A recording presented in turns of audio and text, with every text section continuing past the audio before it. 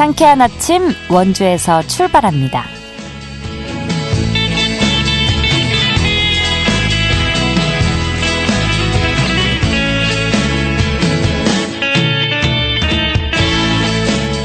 여러분 안녕하십니까? 12월 26일 목요일 KBS 원주방송국에서 보내드리는 상쾌한 아침 원주에서 출발합니다.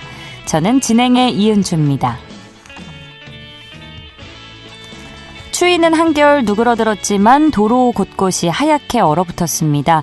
빙판길과 도로 살얼음에 각별히 유의해서 다녀주시고요. 오늘 하늘은 대체로 맑겠지만 오전까지 초미세먼지 농도 나쁨 수준 보이겠습니다. 기관지 건강도 잘 챙겨주셔야겠습니다. 아침 최저 기온은 영하 5도에서 영하 2도로 비교적 온화하게 출발했는데요. 강한 바람 때문에 낮 최고 기온 0도에서 2도 안팎에 머물겠고요. 내일 아침에는 기온이 영하 12도에서 영하 8도 사이로 뚝 떨어지겠습니다. 한낮에는 영하권 추위가 이어지는 곳이 많은 만큼 한파 대비 단단히 해주시기 바랍니다. 오늘 준비한 소식입니다. 우리 지역의 주요 현안에 대해서 깊이 있게 탐구해보는 시간 갖고요. 2024 기획공연 창작 뮤지컬 베니싱이 오는 28일 무대에 펼쳐집니다. 이 내용 리포터 코너에서 전해드립니다. 끝으로 복지 사각지대에 있는 이웃들을 위해 여러 분야에서 노력하고 있는 평창 봄봄 지원단의 역할 알아보도록 하죠. 12월 26일 목요일 상쾌한 아침 원주에서 출발합니다.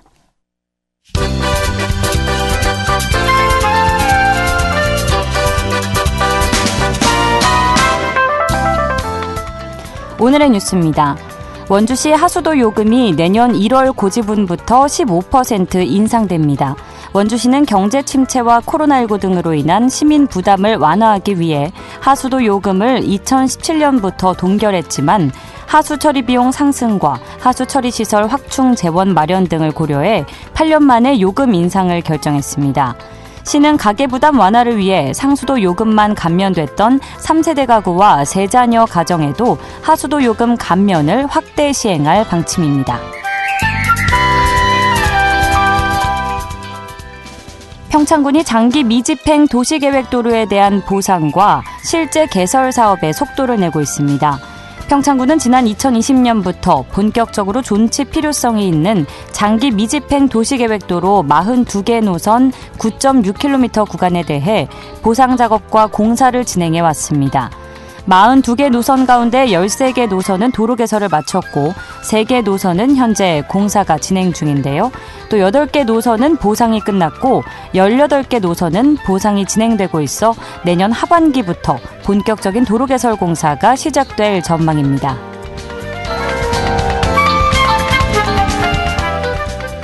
횡성군이 국토교통부의 2024년 도시재생 공모사업 대상지에 선정됐습니다.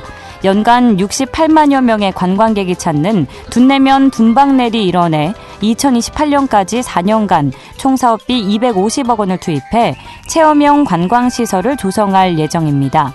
희소 자원인 철기 시대를 주제로 지역 고유의 정체성을 확립하는 이번 도시재생은 브랜드 구축과 마을 경제 활성화, 방문 환경 개선 등 7개 단위 사업이 추진됩니다. 오늘의 뉴스였습니다.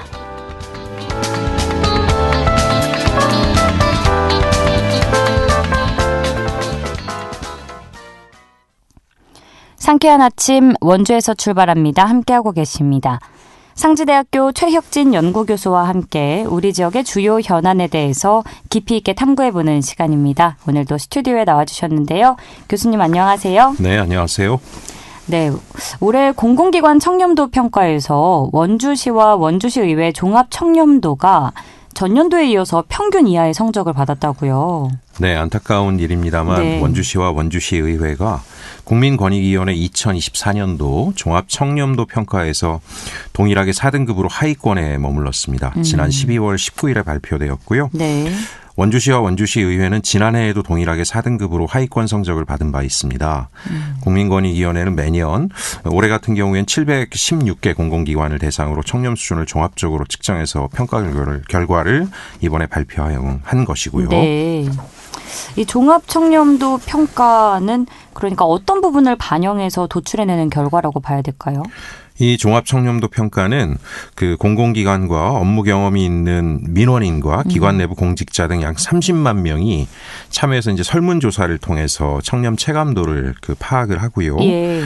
또 지난 1년간 추진한 부패 방지 노력을 평가하는 청렴 노력도 평가가 있고요. 그다음에 부패 사건 발생 현황을 감점으로 반영하는 부실 실태, 부패 실태 평가를 합산해서 결과를 도출합니다. 이번에 원주시의 경우에 다른 무엇보다 이제 부패 방지 노력이 미진했다는 평가가 있어요. 예. 그래서 하위권 성적의 주된 사유가 부패 방지 노력이 좀 미진했다 이 부분인데요. 사실 지난 한 해 기억하시겠지만은 원주시의 경우에 공무원 인사평가제도 변경 과정에서 굉장히 논란이 많지 않았습니까? 예. 이로 인해서 경찰에 고발까지 된 상황이고 또 하수 종말 처리장 입찰 관련 비위 문제 등으로도 현재 수사가 진행 중인 상황이니 애당초 좋은 평가가 나오기는 좀 불가능하지 않았을까 생각이 됩니다. 또 이제 원주시 의회의 경우에는 시의회 자체에 청렴 체감도라든가 청렴 노력도 등에 대해서는 일부 개선이 있었다라고 평가를 했는데요. 네. 아무래도 이제 의회의 주요 기능이 원주시에 대한 행정 감시 기능이지 않습니까? 그렇죠. 그러니까 이제 주된 업무인 행정 감시 기능이 지금 소홀하지 않았는가라고 하는 평가를 받을 수밖에 없었을 것이라고 생각이 됩니다. 공공성을 기반으로 운영되는 공조직으로서 원주시가 매년 종합청렴도 하위 성적을 받는다는 것은 부끄러운 일이 아닐 수 없는데 각별한 반성과 좀 시급한 개선이 필요해 보이네요. 네, 맞습니다. 이 공공기관 내 부패하고 비리는 반드시 부당한 특혜를 누리는 자가 있고요. 또 억울하게 손해를 보는 자가 발생하기 때문에 결코 용납될 수 없는 일입니다. 근데 이제 많은 경우에 억울하게 손해를 보는 대상은 불특정 다수로서 이제 시민들에 해당하게 되겠죠. 예.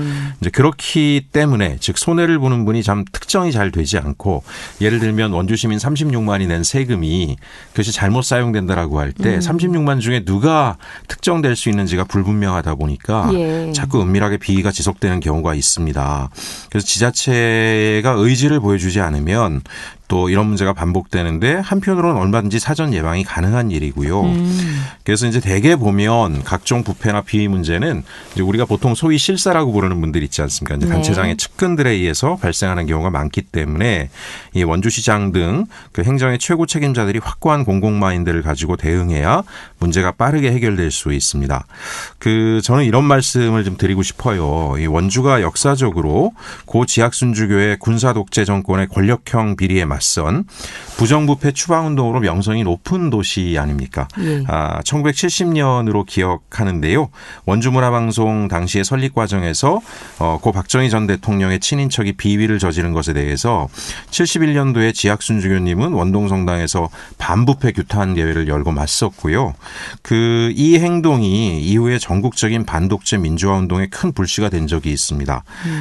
이상에서 말씀드린 것처럼 하여간 청렴하고 정의로운 사회를 만들어가는 것이 원주의 자랑스러운 역사인데 원주시가 부패 방지 노력이 미진하여서 또 각종 비위 의혹 때문에 종합청렴도 하위권에 머무른다는 것은 참 부끄럽고 안타까운 일이라고 생각을 합니다. 그리고 또 이제 이번에 청렴도 결과는 국민권익위원회와 각 기관 누리집을 통해서 국민들에게 공개까지 됩니다. 네. 참 안타까운 일이기 때문에 부끄러운 결과의 원인을 좀 철저히 따져보고 2025년대는 청렴한 원주시정이 이루어지도록 좀 각별한 노력이 있어야 되지 않을까 생각을 합니다. 네, 앞으로 잘 다져서 올라갈 일만 남았다는 생각 긍정적으로 해보면서요. 네. 다음은 영월군의 기초생활 거점 조성 사업인 가치살림터 건립이 내년 초에 본격화될 전망이라고 밝혔다고요. 예, 영월군이 무릉도원면에 교육과 돌봄 기능을 갖춘 복합 주민문화공간 가치살림터를 건립하겠다라고 이야기를 했습니다. 네. 영월군은 이제 여성 친화 도시를 표방하고 있습니다. 맞아요. 그 사업의 일환으로 이번에 27억 원의 예산을 투입한다고 합니다. 무릉도원면 무릉리 905번지에 연면적 667제곱미터, 지상 3층 규모로 주민 커뮤니티 복합문화공간 가치살림터를 건립한다라고 한 것인데요. 지난 23일에 발표를 했습니다. 네. 내년 12월에 준공을 목표로 하고 있고 이달 중 최종 설계 마무리하고 곧 착공에 들어갈 예정이라고 합니다. 가치살림터 이름이 참 좋은데 네. 그럼 이 공간은 좀 어떻게 활용이 될 예정인가요? 지금 계획으로 보게 되면 그 건물의 옥상에는 키즈 스카이 라운지도 만든다라고 하고요. 네. 또 다목적 홀 등 생활 시설들도 갖추고 주민의 공공 편의 공간들을 다양하게 만들어서 활용하겠다라고 합니다. 예. 그 교육과 돌봄 기능을 갖춘 생활 거점 공간으로 만들겠다는 것인데요. 주민의 정주 여건을 좀 향상시키고 주민들의 생활의 질을 좀 높여서 지방 소멸에 대응하는 것이 목적이라고 해요. 네. 주민 주도형으로 운영하겠다라고 합니다. 그래서 주민들이 자유롭게 공공기관이 일방적으로 운영하는 것이 아니라 주민들이 자조적으로 운영할 수 있도록 하고 아동 청소년과 노인 등 세대를 아우르는 복지와 문화 공간이 될 것으로 그렇게 이제 기획을 하고 있다고 합니다. 그 아나운서님 아시겠지만은 대한민국 65세 인구가 전체 인구의 20%를 넘어섰다고 합니다. 그렇죠. 예, 초고령 사회에 진입을 하게 되었고요. 네. 저출생 문제는 답이 없지 않습니까? 그쵸. 지금 골든 타임을 놓친 게 아닌가라는 전문가들의 우려까지 나오고 있습니다. 근데 이제 농촌 지역은 상황이 더 어렵습니다. 맞아요. 이 비율 자체가 고령화 비율이 너무 심하고요. 예. 아이의 울음소리는 거의 듣기가 어려운 상황인데요. 이 문제에 대해서 이제 빠른 해법을 찾지 못하면 네. 그럼 정말 지방 소멸이 현실화될 우려가 있습니다.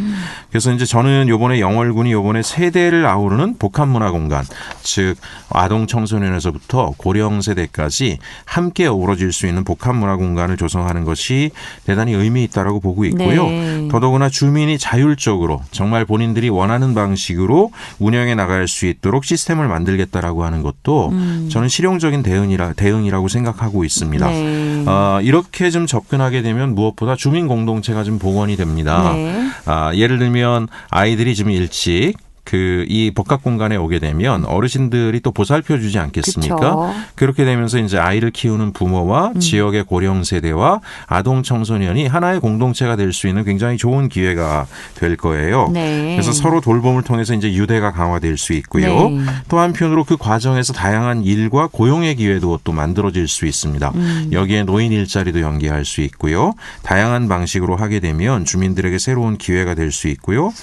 또 하나 저는 이제 이런 부분도 좀 생각을 해보았습니다. 어떤? 최근에 기후위기 때문에 각종 재난이 발생하고 있는데요. 네. 특히 폭염이나 폭우가 발생했을 경우에 이런 공간들이 주민의 좋은 대피 공간의 역할들도 할 수 있겠다.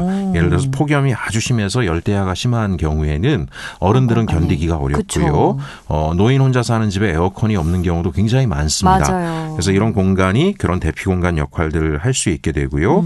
다만 이제 저는 그 한두 가지 좀 우려가 좀 있기는 합니다. 어떤? 대개 이제 공공조직에서 공간을 만들고 네. 주민 주도형으로 운영한다라고 하면 그냥 주민들한테 다 맡겨놓고 이후에 관여하지 않는 경우가 있어요. 네. 그러나 이제 주민들은 자율적으로 잘 본인들의 욕구에 맞게 운영을 할 수 있으나 네. 그것 또한 전제가 되는 것은 공공기관이 계속 재정적으로 뒷받침도 해주고 네. 또 새로운 문제나 과제가 생겼을 경우에 빠른 대응으로 그 문제가 해소될 수 있도록 지원을 해줄 때 가능한 일이거든요. 그쵸. 그래서 저는 이제 뭐 마지막으로 말씀드리고 싶은 것은 네. 이렇게 복합 공간을 통해서 주민 공동체를 일구고 지방 소멸에 대응하겠다라고 하는 영월군의 대응은 아주 좋은 접근이라고 칭찬해드리고 싶고요. 많아졌으면 좋겠고요. 마을마다. 네. 두 번째는 어쨌든 주민 주도형이라는 접근법이 굉장히 좋은 접근이기는 하나 반드시 행정이 뒤에서 뒷받침. 조용히 숨어서 도와주는 일을 멈춰서는 안 안 된다. 된다. 그런 말씀드리고 싶습니다. 맞습니다. 교수님 말씀처럼 이 세대를 아우르는 복합문화 공간이 영월뿐만 아니라 다른 지역에도 이제 이게 본보기가 돼서 많이 네. 생겼으면 좋겠네요. 오늘 말씀 여기까지 듣겠습니다. 고맙습니다. 네, 감사합니다. 지금까지 상지대학교 최혁진 연구교수와 함께했습니다.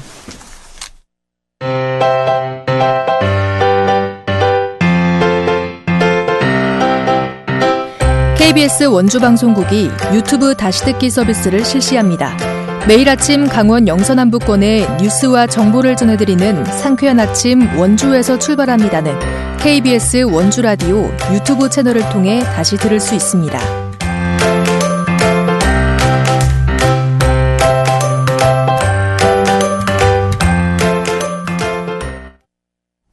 8시 46분 지나고 있습니다. 일제강점기를 배경으로 뱀파이어를 소재로 삼은 독특한 뮤지컬입니다.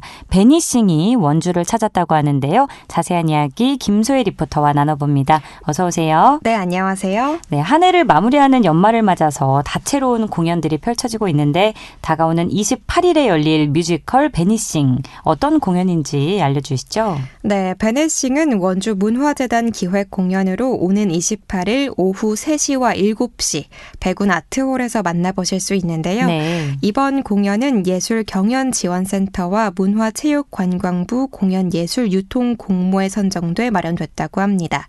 올해 6월에는 발레 공연인 세비야의 이발사, 7월에는 궁중무용인 춤의 정원을 선보이면서 폭발적인 인기를 끌었다고 하는데요. 네. 마지막 공연인 뮤지컬 베니싱도 티켓 오픈 첫날부터 인기가 좋아서 남은 좌석이 얼마 남지 않았다고 합니다. 네. 이 영어로 사라지다라는 의미를 가진 베니싱은 1925년 옛 서울인 경성을 배경으로 사라지지 않는 뱀파이어 K와 사라지고 있는 의학도 의신, 그리고 사라지기를 두려워하는 명렬, 이렇게 세 사람의 이야기를 그린 작품입니다. 독특한 소재로 영혼과 순간의 삶을 다루고 있고요. 또 피아노, 첼로, 클라리넷, 3인조 라이브 밴드의 아름다운 음악은 관객과 평단의 혹평 속에 큰 인기를 끌고 있다고 합니다.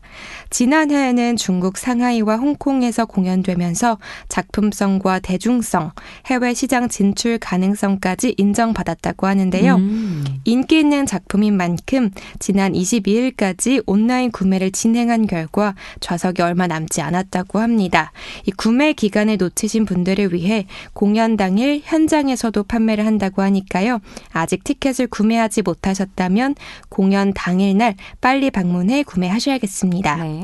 가격은 원래 정가 66,000원인데 원주 시민은 2만 원에, 오. 타 지역에서 오시는 방문객은 25,000원에 공연을 보실 수 있다고 합니다. 네. 매년 대학로에 가야만 볼 수 있었던 우수한 작품을 원주에서 볼 수 있는 정말 좋은 기회인 만큼 놓치지 마시고 가족과 친구, 연인과 함께 공연을 보면서 따뜻한 연말 보내보시는 것도 좋을 것 같습니다.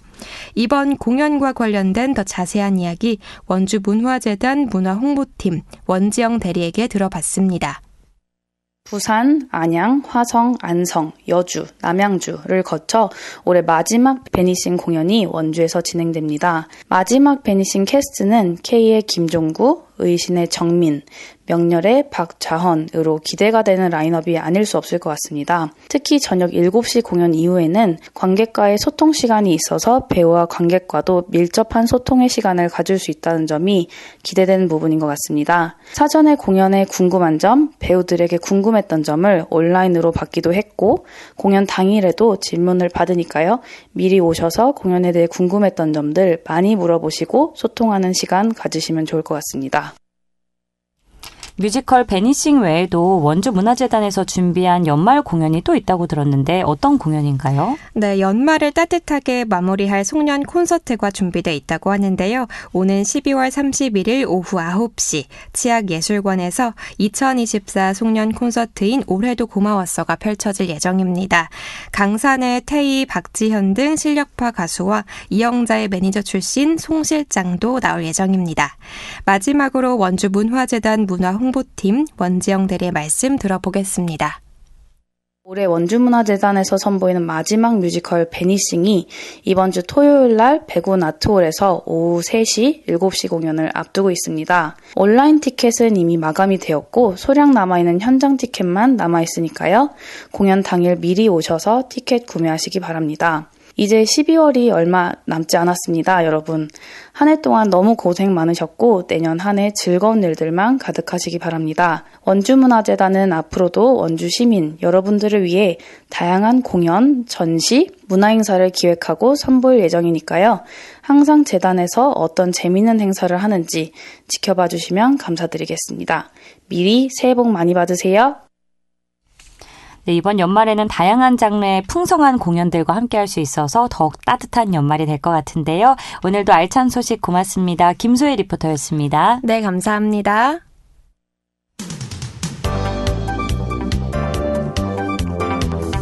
생생한 현장, 유익한 생활 정보를 전해드리겠습니다. KBS 원주라디오 상쾌한 아침 원주에서 출발합니다를 함께하고 있습니다. 어려운 지역 주민들의 일상 불편을 덜어주고 복지 사각지대에 있는 이웃들에게 실질적인 도움을 주고자 여러 가지 노력을 하고 있는 평창군의 봄봄 지원단이 지역 주민들에게 큰 호응을 얻고 있는데요. 관련 내용 평창군청 복지정책과 김은영 과장과 이야기 나눠보겠습니다. 과장님 안녕하십니까? 안녕하십니까. 평창군청 복지정책과장 김은영입니다. 네, 반갑습니다. 먼저 봄봄 지원단이 언제 어떤 계기로 활동하게 됐는지 소개해 주실까요? 네, 평창군은 전체 인구의 33%가 노인 인구로 초고령화 사회가 되었습니다. 그래서 1인 가구가 계속 증가하고 있는 상황이라서 저희가 대응책이 필요했습니다. 그래서 지난 5월 29일 봄봄지원단 발대식을 하였고요. 지금 봄봄지원단은 어려운 이웃을 찾아보고 살펴봄의 의미를 가지고 있습니다. 그래서 따뜻한 봄처럼 주민들의 삶의 온기를 더하겠다는 의지를 담고 있습니다. 네, 의미가 너무나도 좋은데요. 이 봄봄지원단 어떤 분들로 구성되어 있는지도 소개해 주시죠. 네네. 현재 봄봄지원단은 평창군 8개 읍면 주민 총 86명으로 구성되어 있습니다.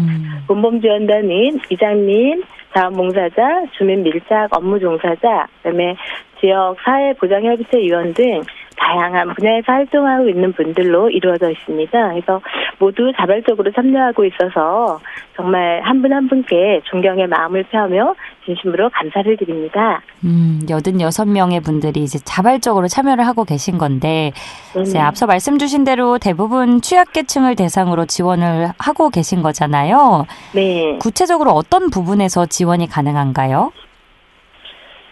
저희는 이제 지원 분야를 크게 두 가지로 나눌 수가 있는데요. 일상생활의 불편함과 그다음에 복지 서비스를 연계하는 역할로 나뉘었습니다. 그래서 먼저 일상생활 지원 측면에서는 독거노인, 장애인, 저소득 가구 등 도움이 필요한 분들에게 전등 교체, 수도꼭지 교체, 그다음에 창호 수리와 같은 일상생활에서 자주 발생하지만 스스로 해결하기 어려운 문제를 신속하게 해결하고자 하는 부분이 있습니다. 또 하나는 복지 서비스 연계 측면인데요. 대상자에게 필요한 복지 사업이나 공공 서비스를 연결하는 데 중점을 두고 있습니다. 예를 들어서 소규모 수선 이상으로 집수리가 필요한 경우에는 민간 자원과 연계하여 집수리 사업을 추진하고 있으며 긴급히 도움이 필요한 경우에는 긴급 생계비나 공공 서비스를 연계하고 있습니다. 그래서 이를 통해서 복지 사각지대가 해소되는 중요한 효과를 얻을 것으로 기대하고 있습니다. 그렇군요. 그럼 이 봄봄 지원단의 생활민원 서비스를 받기 위해서 어떻게 신청하면 되는지 방법도 알려주시죠. 네네. 저희 아주 간단한 신청을 하시면 됩니다. 평창군청 복지정책과 희망복지팀과 거주하는 지역의 읍면사무소에 전화를 하거나 방문하여 복지 담당 공무원을 통해서 적절한 지원을 안내받으실 수가 있습니다. 그리고 봄봄지원단에 저희가 지금 재료비 한 10만 원, 소규모 수리는 60만 원 이내로 지원이 되고 있는데요. 만약에 집수리 사업에 예산이 필요한 사업일 경우에는 민간 자원과 연계해서 하고 있다고 하지 않았습니까? 그래서 저희가 그 도움이 필요하다고 생각이 되시면 본인이 아니더라도 이웃 주민이 신청해 주시기면 적극 지원하도록 하겠습니다. 아, 그렇군요. 그동안 봄봄 지원단이 지원해준 그 서비스 성과도 상당하다고 들었는데 많은 분들이 도움받으실 수 있게 성과에 대해서 자랑 한 말씀 해주신다면요. 네, 봄봄 지원단은 지난 5월에 출범한 이후 현재까지 7개월 동안이 운영되었고요. 한 90건 정도 생활 민원을 처리했습니다. 부부 시각장애인 가구를 위한 안전 펜스 설치와 독거노인 가정의 집수리, 현관문 열쇠 교체 등 가장 큰 호응을 얻고 있었으며 지원 이후에는 일부 가구는 그 공공 서비스와 연계되어 지속적으로 지원을 받고 있습니다. 그래서 출범 이후 주민들의 불편을 덜고 실질적인 도움을 제공해 왔다고 평가하고 있으며 앞으로 더 많은 주민에게 도움을 드리고 지역사회 복지 향상에 기여할 수 있도록 노력하겠습니다. 특히 겨울철 한파를 앞두고 취약계층이 추위로부터 좀 안전하게 생활할 수 있도록 겨울철 지원 대책 마련도 운영할 예정이시라고요. 네, 그렇습니다. 겨울철 한파는 저소득층의 생활의 어려움을 더 심화시키는 요인 중 하나이기 때문에 그쵸. 봄봄 지원단은 보다 세심한 지원을 제공할 계획입니다. 그래서 저희가 한파에 취약한 노후주택을 대상으로 문풍지 설치, 창호 수리, 보일러 점검 등 주거 환경을 개선하는 작업을 강화할 예정이고요. 네. 읍면에서는 민간 자원을 연계해서 난방유, 연탄, 그다음에 전기 매트 등 난방용품을 지원하고 있습니다. 그래서 아울러 봄봄 지원단을 중심으로 마을 이장이나 이웃 주민과 협력하여 정기적으로 안부를 확인하고 도움이 필요한 가구에 신속히 대응할 수 있도록 네트워크를 구축하고 있습니다. 그래서 평창군은 올 겨울에도 저소득 주민이 안전하게 생활할 수 있도록 다양한 지원 대책을 준비하겠습니다. 네, 봄봄 지원단이 지속가능한 생활민원 지원 서비스로 정착될 수 있다면 평창군 취약계층들에겐 더할 나위 없이 좋을 것 같습니다. 앞으로도 많이 애써주시고요. 오늘 말씀 고맙습니다. 네, 감사합니다. 지금까지 평창군청 복지정책과 김은영 과장과 함께했고요. 12월 26일 순서 여기서 마칩니다. 저는 내일 아침 8시 30분에 다시 찾아뵙죠. 지금까지 진행의 이은주였습니다. 여러분 좋은 하루 보내세요.